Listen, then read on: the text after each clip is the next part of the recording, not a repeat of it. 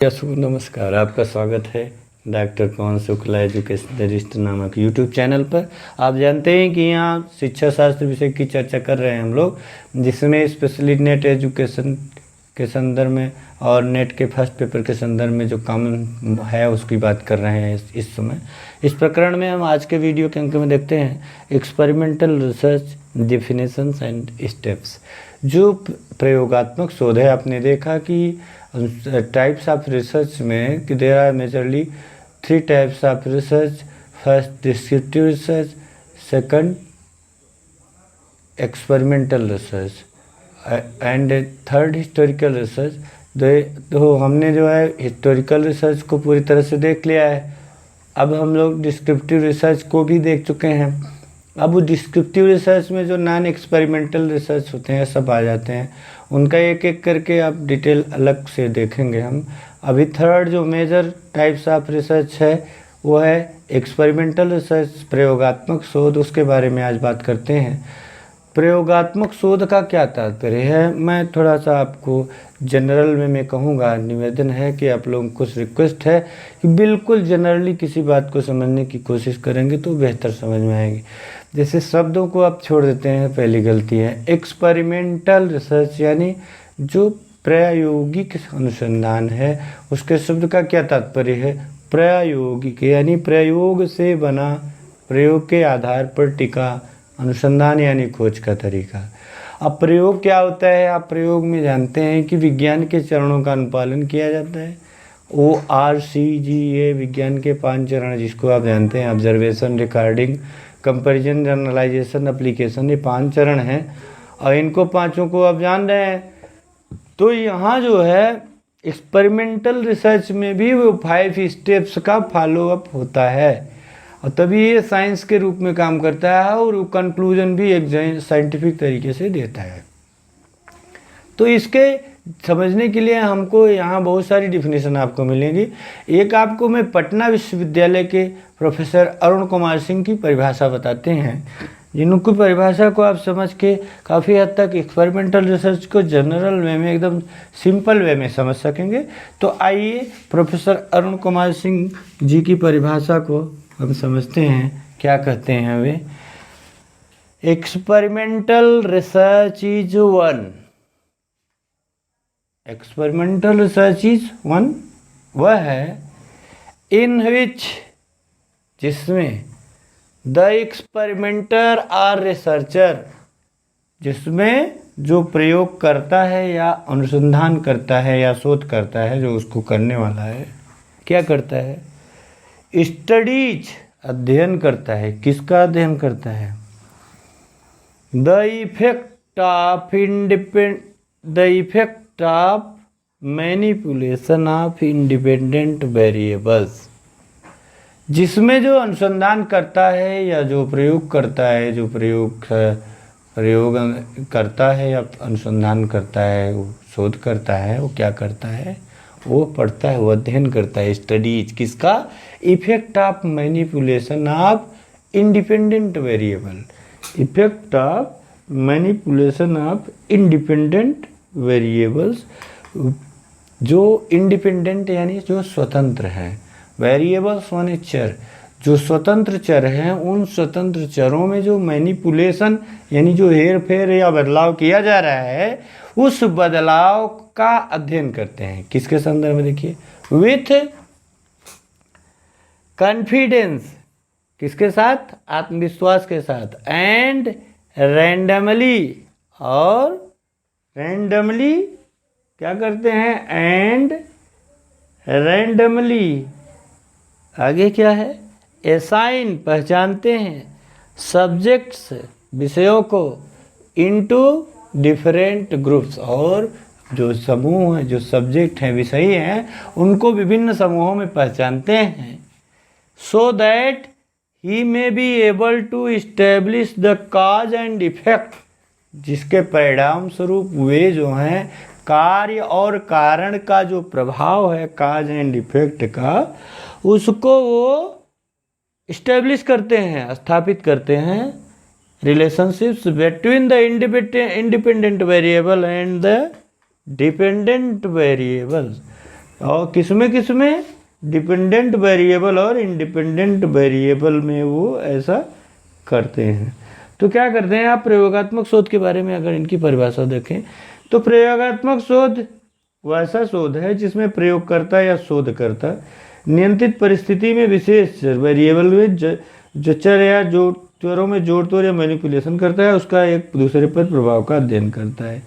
अगर इसको देखें इस परिभाषा का क्या अर्थ है तो प्रयोगात्मक शोध वह शोध होता है जिसमें शोधकर्ता या प्रयोगकर्ता जो एक्सपेरिमेंटर है और रिसर्चर है स्वतंत्र चर में जोड़ तोड़ करता है और जोड़ तोड़ करके उसके प्रभाव का अध्ययन करता है ताकि विभिन्न समूहों में प्रयोजों को यादृच्छिक ढंग से वो बांट सके, आवंटित करता है, जिससे कि स्वतंत्र चर पर और आश्रित जो परतंत्र चर हैं उनके बीच का जो विश्वास के साथ कार्य कारण संबंध स्थापित हो सके। तो ये आपका कहना है प्रोफेसर अरुण कुमार सिंह जी का कि जो डिपेंडेंट वेरिएबल है, जो स्वतंत्र चर है, इंडिपेंडेंट वेरिएबल है, जो स्वतंत्र चर है, उस चर को मैनिपुलेट किया जाता है एक्सपेरिमेंटर और रिसर्चर के द्वारा। जो शोध करता है उसके द्वारा इस स्वतंत्र चर में वह बदलाव करता है और उस बदलाव को देख करके जो बदलाव किया है इंडिपेंडेंट वेरिएबल का, उसको देखता है कि उसका क्या इफेक्ट डिपेंडेंट वेरिएबल पर पड़ रहा है, आश्रित चर पर। यह प्रयोग का जो अनुसंधान है इसमें किसी नई चीज का या फिर किसी जो सिद्धांत खोजे गए हैं उस सिद्धांत के एप्लीकेशन को देखा जाता है। जैसे अब एक उदाहरण के लिए मैं आपको यहीं ले लूं कि जैसे आज देखा जाए कि जो छोटे छोटे बच्चे हैं ये मोबाइल और आधुनिक तरीके आने के कारण कितने जानकार हो गए हैं, कितने अच्छे ढंग से वे अपने आप को नॉलेज में अपडेट कर रहे हैं। आप इसको ही एक्सपेरिमेंट के तौर पर स्वीकार करें। मान लीजिए आपने कहा कि ये एक्सपेरिमेंटल रिसर्च आ रहा है, तो इस एक्सपेरिमेंटल रिसर्च को आप करना चाहते हैं तो इसमें आप देखिए एक्सपेरिमेंट को, एक बच्चे को मैंने उदाहरण दिया आपको कि एक बच्चों का जो एटीट्यूड है, तो जो बच्चों का एटीट्यूड है उस न्यू नॉलेज के अपडेटेशन में जो उनका एटीट्यूड चल रहा है, उस एटीट्यूड को आप कैसे स्टडी करेंगे या फिर उसको कैसे आप यूटिलाइज कर सकते हैं। एक्सपेरिमेंटल रिसर्च का ये विषय हो सकता है जिसमें आप जो है बच्चे के साथ आप ध्यान से देखते हैं कि बच्चा क्या चाहता है। अब बच्चा क्या चाहता है, उसको न्यू नॉलेज का अपडेटेशन चाहिए, वो नया ज्ञान जो है वो अपडेट रखना चाहता है। तो आप ये 2 ग्रुप ले लिए, इसका इफेक्ट आपको देखना है कि एक बच्चे को आपने नए नॉलेज में दे दिया, जैसे मोबाइल दे दिया अपने बच्चों को, तो बच्चों को मोबाइल देने से और एक ग्रुप को आप मोबाइल नहीं दे रहे हैं। 2 ग्रुप आप ले लिया, उन दोनों ग्रुप में आप देख रहे हैं कि किसमें एजुकेशनल अचीवमेंट आप इस सब्जेक्ट में या फिर आप किसी भी एक दिशा में तय कर लेते हैं कि उसमें जो उसका अचीवमेंट है किसका ज़्यादा है। तो अगर मोबाइल जिस ग्रुप को दिया गया है, मान लीजिए ए ग्रुप है उसको मोबाइल दिया गया, बी ग्रुप को मोबाइल नहीं दिया गया है, और जो उसके सब्जेक्ट है उसी सब्जेक्ट के संदर्भ में कंप्यूटर हो गया या फिर कुछ और हो गया, उस पर आपने प्रयोग किया, एक टेस्ट लिया, मूल्यांकन किया, तो आप निश्चित रूप से पाएंगे कि जो दूसरा ग्रुप था जिसको मोबाइल नहीं दिया गया था वह पहले ग्रुप की तुलना में कम होगा। तो वही क्या होगा, वो काज एंड इफेक्ट का जो इस्टेब्लिशमेंट हो गया, वहाँ पर वो काज एंड इफेक्ट का इस्टेब्लिशमेंट हो गया। उसे कार्य कारण जो काज का जो इसका कारण है, उसका जो प्रभाव है, उसकी स्थापना हो गई कि जो मोबाइल है उस मोबाइल के द्वारा बच्चों को जो है अगर पढ़ने का अवसर दिया जा रहा है तो उसमें उनका अचीवमेंट और बढ़ता है, क्योंकि वो उनके इंटरेस्ट की चीज़ें हैं। और इंटरेस्ट के हिसाब से, मेरा तर्क नहीं है, मेरा कहने का मतलब ये फाइंडिंग प्राप्त हो सकती है। तो ये एक्सपेरिमेंट रिसर्च इसे कहते हैं। इसके स्टेप्स को समझिए तो थोड़ा और बात समझ में आएगी। अब इसमें वेरिएबल्स क्या है, इंडिपेंडेंट वेरिएबल क्या है, डिपेंडेंट वेरिएबल वो वेरिएबल होता है जिस पर किसी चीज़ का प्रभाव पड़ता है। जैसे आपका जो शरीर है उसका जो वेट है वह आपके भोजन पर, कुछ लोगों के भोजन के कारण भी वेट बढ़ जाता है। तो ये जो वेट का बढ़ना है ये किसके कारण हो रहा है? भोजन के कारण हो रहा है। तो भोजन यहाँ ही डिपेंडेंट वेरिएबल नहीं है, भोजन यहाँ इंडिपेंडेंट वेरिएबल है, क्योंकि ये भोजन के कारण आपका द्रव्यमान, आपका भार बढ़ता जा रहा है, वेट बढ़ता जा रहा है। तो इस तरह से इसको आप समझिए, जो बातें हैं उसमें समझ में आए बताइएगा।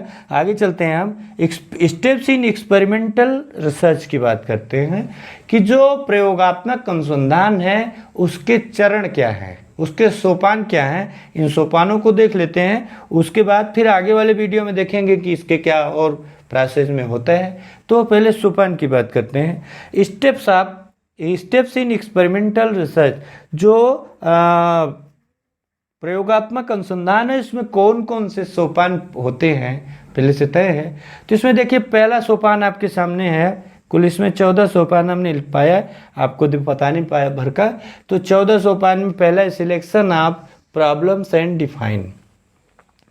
सबसे पहली जो प्रॉब्लम है, सबसे पहला जो स्टेप है, सोपान है, आप चढ़ना चाहते हैं, जैसे आप छत पर जाना चाहते हैं, तो छत पर जाना चाहते हैं तो ये पहला कदम है आपका। ये आपके लिए एक प्रॉब्लम है, उसको सलूशन करने के लिए आप सीढ़ी खोजेंगे या छत की सीढ़ी खोजेंगे या फिर कोई और मार्ग खोजेंगे, जैसा हो सके। तो selection of problem and defining, ये फर्स्ट स्टेप है कि आप एक्सपेरिमेंटल रिसर्च जो करना चाह रहे हैं, वह एक्सपेरिमेंटल रिसर्च, प्रयोगात्मक अनुसंधान आप किस क्षेत्र से करना चाह रहे हैं, वह क्षेत्र कौन सा है। आपका इंटरेस्ट है अगर रूरल एरिया में, तो आप रूरल एरिया के, माने ग्रामीण क्षेत्र के आप बच्चों के मूल्यों का अध्ययन कर रहे हैं या फिर उनकी अध्ययन आदत का अध्ययन कर रहे हैं। जैसे मैं एमएड कर रहा था तो प्रोफेसर कल्पलता पांडे जी मैडम हमको पढ़ाती थी, उन्होंने रिसर्च का जो क्या नाम था, हम लोगों को डिजर्टेशन मिला था, तो उन्होंने कहा कि बेटा जो तुमको प्रॉब्लम का सिलेक्शन करना है, उस प्रॉब्लम को तुम स्वयं सेलेक्ट करो, अपने इंटरेस्ट से सिलेक्ट करो, तुम्हारी जहाँ रुचि है।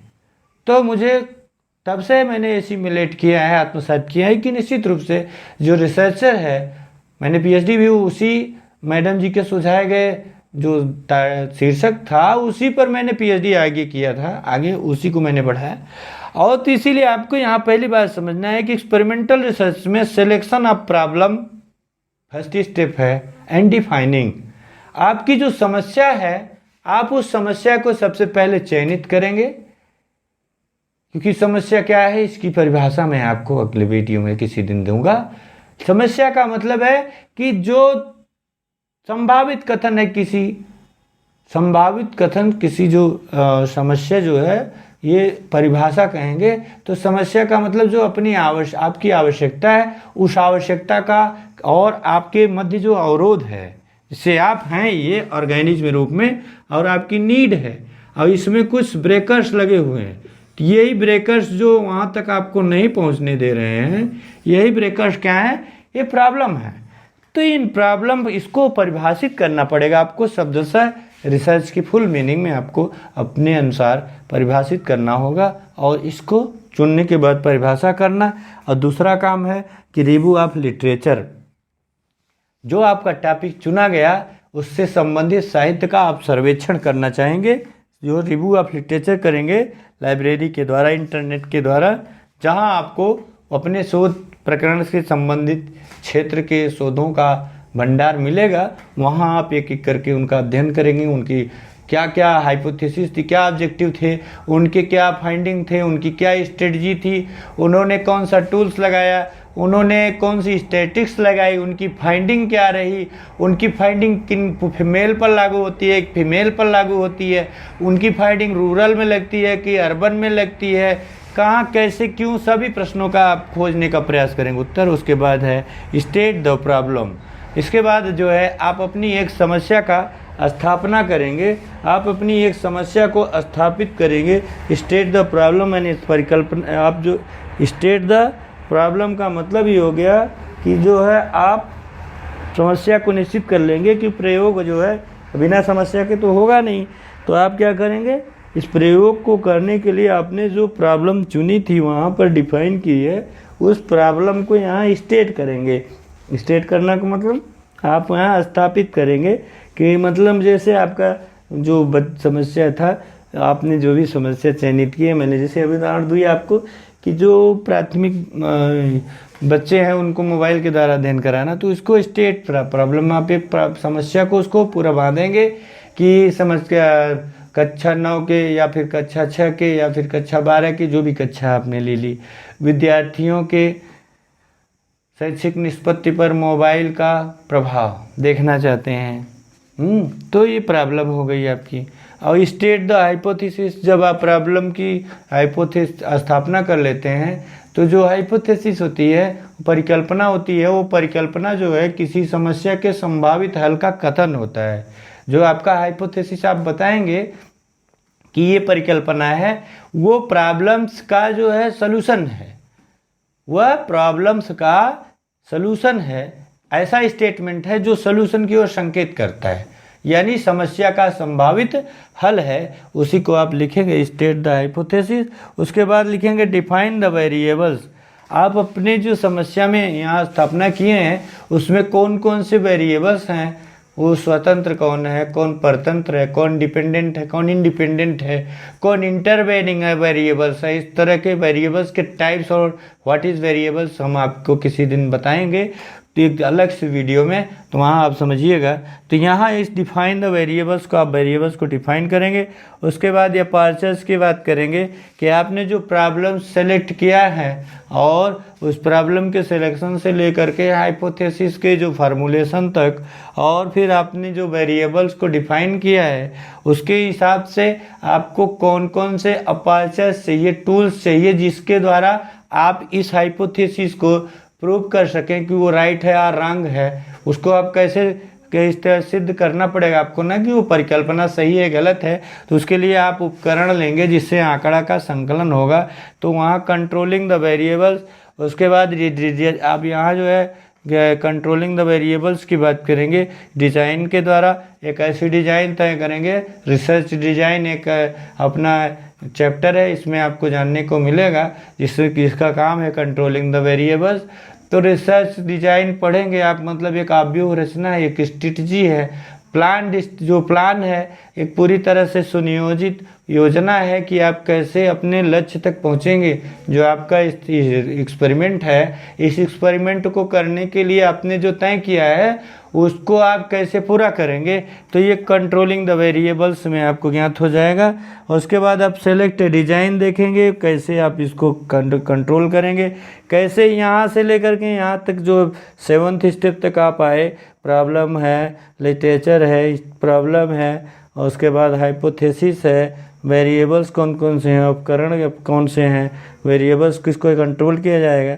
तो सेलेक्ट डिज़ाइन को आप 2x2 कर रहे हैं, और कैसी डिज़ाइन ले रहे हैं, तो इस डिज़ाइन के बारे में, जिससे कि जो आप व्यूह रचना जो व्यूह रचना होती है उसका मतलब ये है कि जो आपके सामने प्रॉब्लम है उस प्रॉब्लम का सिंपल वे में, इजी वे में, कम धन, कम श्रम और कम समय के खर्च करने के साथ ही आप उस प्रॉब्लम को सॉल्व कर लें, तो वो जो है डिज़ाइन हो जाएगी। और उसके बाद 9th है सेलेक्टिंग सब्जेक्ट्स। तब आप जो है सब्जेक्ट का चयन करेंगे कि इसके विषयी कौन कौन से हैं, उनको समूहों में, माने सब्जेक्ट पर ही अध्ययन किया जा रहा है ना।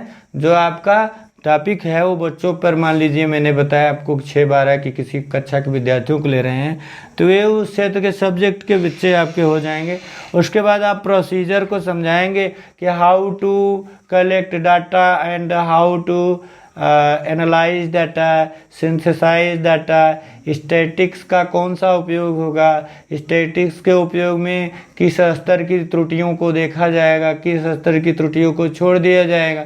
और डाटा सिलेक्शन जो किया गया उसका टूल्स जो था वो नाम था कि विदाउट नाम था, उसकी रिलायबिलिटी क्या थी, वैलिडिटी क्या थी। तो इस प्रोसेस में आप सब कुछ बातों को यहाँ समझेंगे। उसके बाद प्रोसीजर जो चलेगा, इस प्रोसीजर में आप जो यहाँ से फर्स्ट से लेकर के 9 तक पहुँचे हैं, ये टोटल 9 तक 1 से लेकर के 9 तक इसमें आ जाएगा। और 11th में आप जाएंगे, 11th वाला जो स्टेप इसका है, इसके 11th स्टेप में इवेल्युएशन ऑफ डाटा होगा कि जो डाटा आपने कलेक्शन किया है, जो डाटा कलेक्शन किया है, आंकड़ा को जो संकलन किया गया उसका मूल्यांकन किया जाएगा कि वो डाटा कैसा था। सबसे पहला तो काम यही होगा कि उसको क्लासीफाई करेंगे और जो है उसे किस स्टैटिक्स के द्वारा आप देखना चाहते हैं, मीन लगाएंगे, मीडियन लगाएंगे, एसडी लगाएंगे, कोरिलेशन लगाएंगे, या फिर आप उसमें एनोवा लगाएंगे या काई स्क्वायर लगाएंगे, जेड टेस्ट लगाएंगे। कौन सा टेस्ट आपका है जो कि आपके स्कोर को, इसकी वैल्यूएशन को करता है बेहतर ढंग से। इसके बाद है फॉर्मेशन ऑफ एविडेंस रिपोर्ट। इसके बाद जो आप क्या करते हैं कि फॉर्मेशन ऑफ एविडेंस रिपोर्ट, जो आपने वैल्यूएशन किया है, डाटा इवैल्यूएशन के पश्चात, आंकड़ों के मूल्यांकन के पश्चात आप जो है एक प्रत्यावेदन तैयार करते हैं। अंग्रेजी में रिपोर्ट शब्द जो कहा जाता है उसका हिंदी प्रत्यावेदन है। प्रत्यावेदन का मतलब जो भी आपकी फाइंडिंग्स रही हैं उसको आप कैसे रिप्रेजेंट करना चाह रहे हैं, उसको कैसे आप प्रस्तुत करेंगे, दैट इज रिपोर्टिंग। तो वो रिपोर्टिंग ऑफ एविडेंस, ये क्या है, फॉर्मेशन ऑफ एविडेंस रिपोर्ट। उसके बाद 13 है इसका इन्फरेंस अबाउट हाइपोथेसिस। जब आप उस रिपोर्ट की तरफ बढ़ते हैं इवैल्यूएशन के पश्चात, तब आपको यह ज्ञात होता है कि जो इन्फरेंस है, अनुमान क्या है परिकल्पना के बारे में। आपकी परिकल्पना 0.5 स्तर यानी 0.5 लेवल आज 0.01 पर एक्सेप्ट होती है कि रिजेक्ट हो जाती है, स्वीकृत होती है कि अस्वीकृत होती है। ऐसा होता है अगर इसमें अल्फा एरर है और बीटा एरर है, परिकल्पना के संदर्भ में जब हम आपको इस यूनिट को बताएंगे तब आप इसमें देखेंगे। और फाइंडिंग्स की बात करें तो फाइंडिंग्स का मतलब होता है निष्कर्ष, कंक्लूजन और जनरलाइजेशन। जो आपने पूरा प्रोसेस अपने एक्सपेरिमेंटल रिसर्च का जो प्रोसेस स्टेप्स को फॉलो अप किया है, उसके फॉलो अप के बाद जो इन्फरेंस अबाउट हाइपोथेसिस हुई, तो आपने जो हाइपोथेसिस बनाई थी वो हाइपोथेसिस आपकी रिजेक्ट हुई और एक्सेप्ट हुई, उसको स्वीकृत मिली या उसको अस्वीकृत कर दिया गया। तो इस तरह से आप देखें आप लोगों ने कि इसमें एक्सपेरिमेंटल रिसर्च और उसके स्टेप्स क्या हैं। आप लोग जो है मेरी एक बात को बड़े ध्यान से समझिएगा कि आपको करना क्या है। आपको जितना मैं दे रहा हूँ, आपके समक्ष प्रस्तुत कर रहा हूँ, उसको बेहतर ढंग से समझिए, अध्ययन करिए, बार बार सुनिए और सुन करके उसके सब्जेक्ट्स के जो टॉपिक्स हैं उन पर पूरा अपना फुल 3S लगाइए, हेड हार्ट हैंड लगाइए। और उसके बाद तभी आपको अपने जीवन के जो है सबसे महत्वपूर्ण क्षणों की अनुभूति होगी जब आप अपने आप को जानेंगे। जैसे मैं आपको बताऊं कि मेरे लाइफ का जो सबसे जो प्लेजरेबल और उसका जो है प्राउडी मोमेंट होता है वो तभी होता है, बहुत बार होता है, जब मैं अपने आप को समझता हूँ। और मैं निश्चित रूप से आपको बताना चाहूँगा कि जो मेरे लाइफ का सबसे जो गौरवशाली क्षण है, वह जो गौरवशाली समय था जिस पर मैं गर्व अपने आप पे करता हूँ, वह महात्मा गांधी काशी विद्यापीठ के अध्ययन के समय था, जब मैंने मोहनदास करमचंद गांधी की पहली किताब जीवन में मैंने उनकी पहली किताब पढ़ी थी, माई एक्सपेरिमेंट विथ ट्रूथ और सत्य के प्रयोग। और उसके बाद मुझे लगा था कि मैं और मोहनदास करमचंद गांधी एक हूँ। अंतर है तो विल पावर का, नहीं तो मतलब संकल्प और विकल्प का अंतर है। वो जो संकल्प ले लेते थे कि हमको ये करना है वो कर ले जाते थे, और हमको जो करना है, जो हम लेते हैं संकल्प की ये करना है, हम उसको तुरंत विकल्प हमारे सामने मिल जाते कि नहीं, अरे इससे बेहतर ये है, उससे बेहतर वो कर लेना है, इजी है, इतना कठिन है, इतने दिन से कर रहे हो, वो कुछ हासिल नहीं हो रहा है, तो कैसे क्या होगा, क्यों होगा, इस तरह के जो मन आपका बहकाता है। तो मैंने वहाँ जो सबसे प्राउडी मोमेंट था काशी विद्यापीठ जाना, और वहाँ पर एमएड में जो मेरा एडमिशन में 5वां रैंक आया था, तो मैं उस समय सबसे अच्छा महसूस किया था, जीवन का मेरे सबसे अच्छा क्षण था। और इसलिए मैं आपको बता रहा हूँ कि आप लोग के भी जीवन में ये सब क्षण हमेशा आते रहते हैं। बस आते एक ही चीज़ है कि आप अपने जो